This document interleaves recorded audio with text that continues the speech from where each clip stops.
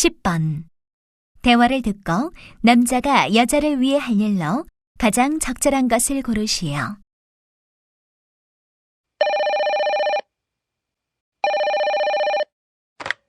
Hello, Hope Medical Center. May I help you? Yes, this is Paula Brown. Can I talk to Philip Stuart? I'm sorry, but he's not in right now. Is there anything I can do for you? Yes, please. I've applied to the 2008 summer workshop. Yes?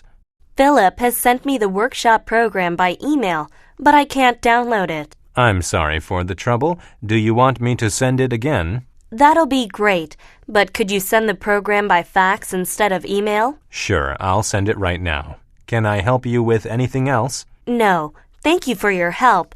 I'll wait for the fax.